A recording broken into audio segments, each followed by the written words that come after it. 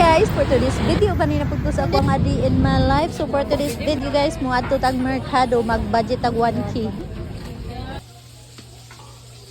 Mag-merkadi mi karon for today's video.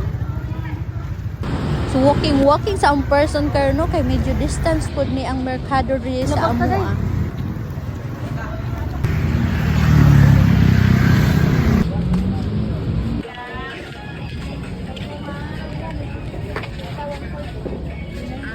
Una nako guys, adto guys ang ako suki kani isda ang ako una palito, nagpalit kog anduhaw tunga sa kilo lang kay tag 280 ang kilo.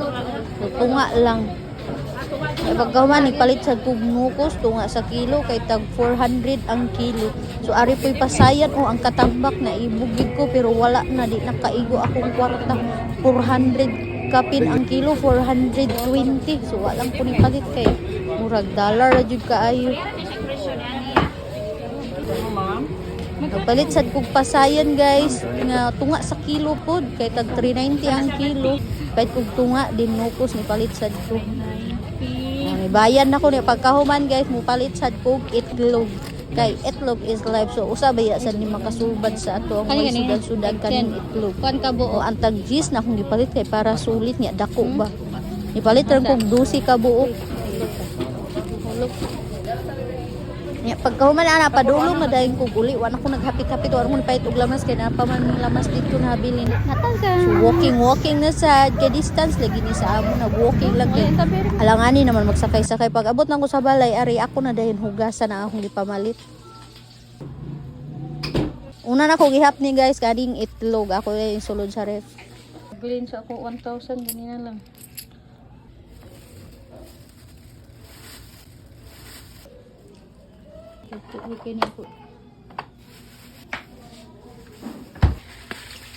Pagkahuman gihugasan ako ang isda kay ato para gwapa ba sulod sa ref, wala na yung mga dugo-dugo. Nya pagkahuman ang kaning pasayan og katong nukos og kari po di ay isda nga gagmay.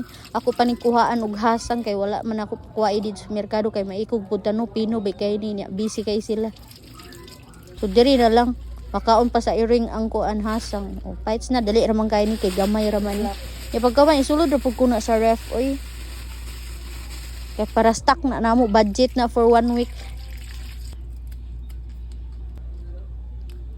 Kuya lagi Ing ani di ko maglimpyo pasayan guys, o kuhaan ako dag tinai para stock ra sa ref o di pagluto na ko limpyo na daan.